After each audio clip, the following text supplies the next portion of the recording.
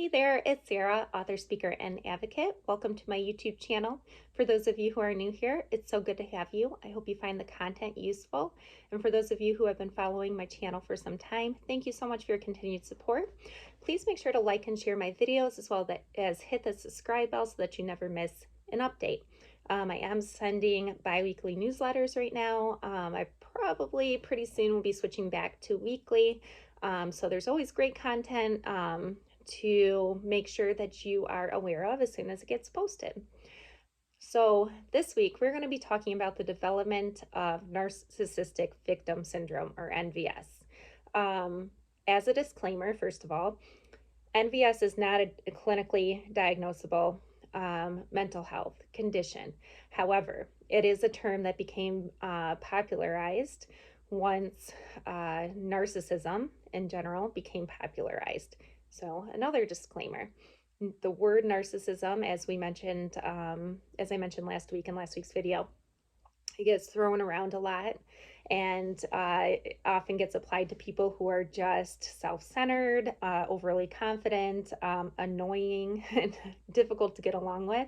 However, MPD is an actual clinically diagnosable condition, and it affects only about 4% max of the US population. So this is a very small percentage of people, and it's definitely recognizable when somebody is victimized. Maybe not in the very beginning, but when someone is victimized by an individual who has NPD, this is life altering, both physically and mentally, as well as emotionally.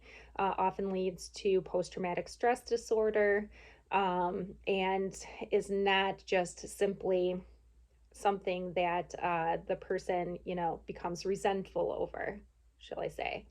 So anyways, backing up to NVS. NVS is not in the DSM.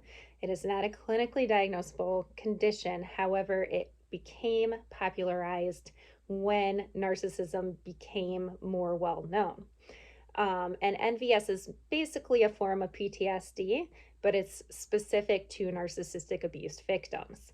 And last week we talked about love bombing in the idealized stage, and how every narcissistic relationship, whether it be romantic or not, follows 3 phases: idealize, devalue, and discard. So as you can imagine, the development of NVS does not happen overnight, and therefore it is very life altering, just like PTSD. It happens slowly and gradually, and involves the stripping away of total someone's independence, sense of self, and their very feeling of purpose and meaning. So I'm not going to go too much into the idealized stage where the love bombing occurs, because we did talk about that in the last video. However, I will cover devalue and discard, because those are very important components to the development of NVS.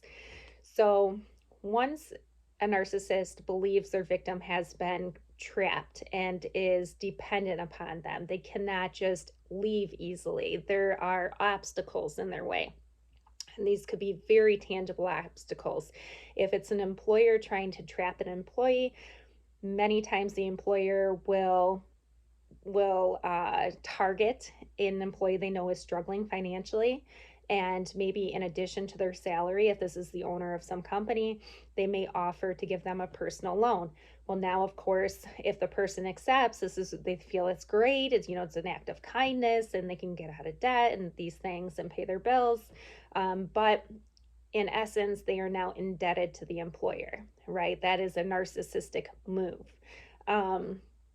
So that is an example of how this would happen in the workplace, but more commonly it does happen in relationships with loved ones, and especially in romantic partnerships.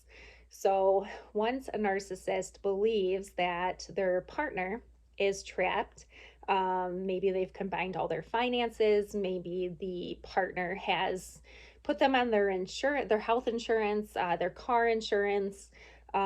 They've just taken all of these steps little by little to ensure that this person is dependent upon them. The flip will automatically switch. The narcissist knows they don't have to keep up the exhaustion of the false facade anymore, and they can just let their true colors come out. So they will begin to nitpick everything a person does. They'll begin to gaslight, manipulate their victims, lie to them, probably seek out new supply behind their backs, and do everything that someone with NPD would normally do. So when the devalue stage becomes evident to this person, and it may be slowly over time, the person is starts to have their sense of self identity stripped away, and it can be a very confusing time. The person may not realize that something terrible is happening to them on behalf of their partner, but they may realize that something is off and they just can't pinpoint it. They have less confidence than they used to have. They may become more anxious, more depressed. They may see their friends and family a lot less. They may feel lonely and isolated. And this is because of the actions of the narcissist at the end of the day, but they may not, immediately connect the dots. And so devaluing happens for the majority of the relationship in most relationships, depending on how long they last. And then discard follows devalue. And this is when either the narcissist realizes that they have completely depleted their victim to the point where they are no longer they're no longer able to get that narcissistic supply, that sense of, sucking the energy from another person, that vampire-y kind of connection they have with that person where they're going to suck everything good out of them. There's just simply nothing left. This person is completely depleted, and therefore the narcissist will transition immediately to new supply. And at some point, they will likely discard the old victim. However, if the victim realizes that they are in an abusive relationship and decides to leave that relationship first, this is when the discard can get especially nasty. So, if the victim is not aware that their partner is a narcissist, clinically diagnosable narcissist, they will likely do what everyone does when they want to leave a relationship. They will try to save it for a while. They may try to improve the communication. They may point out things that they feel would make their relationship better, and basically have these open dialogues with the narcissist, with the hope that the relationship will get better from there. Of course, narcissists don't change, even if they pretend to for a minute because they're afraid of losing their supply. They'll easily slip back into old patterns. And so the person may become emotionally exhausted and be, unable to put in a fight anymore. May believe that, they've done everything possible and may try to then leave. And a lot of times, not knowing how dangerous it can be, they tell their partners about this escape plan. And it is met with first panic, usually, because the narcissist likes to maintain control and they may suddenly feel out of control. And therefore, they may do everything possible to destroy the victim. They could, if they maintain the finances and have their victim has an allowance, that's very common, unfortunately. They may cut off all finances to the victim. They may shut off their phone if they have, they're responsible for the account. They may stop paying their insurance. They may do all of these things to basically destroy their victim's life in hopes that they will suddenly change their mind and realize that they need the narcissist. If that doesn't work, and sometimes it does for a minute, but it's just a band-aid, and then the person realizes, they can't live like that anymore, and they try to leave again.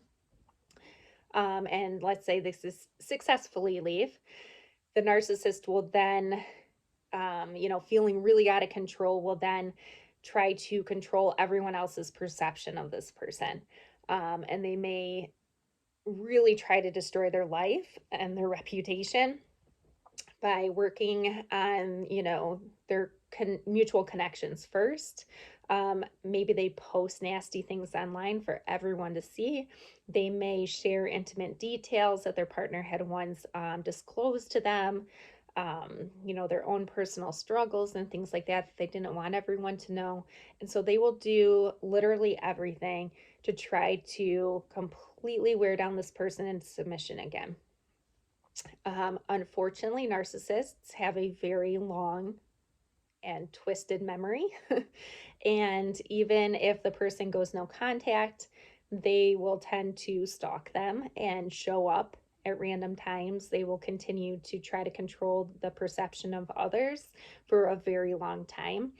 Just when a victim may feel finally free forever, the narcissist tends to show back up.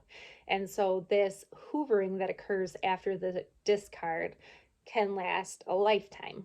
And this is where it's especially important for someone who believes that they are a victim of NVS, that they have this narcissistic victim syndrome, to seek professional help.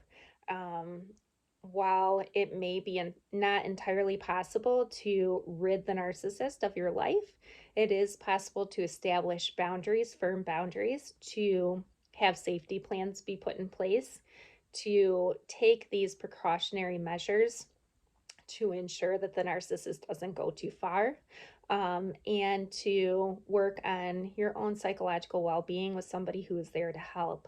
There are many therapists who specialize in narcissistic abuse, and these can be found at many websites online. And these individuals understand what you're going through. So it's important to open up, although it's difficult, especially after being gaslighted for a very long time, and share your struggles so that you can heal sustainably. So I hope this information was useful. Again, please make sure to like and share my videos, as well as hit the subscribe bell so that you never miss a weekly update. And I will see you again very soon. Thank you.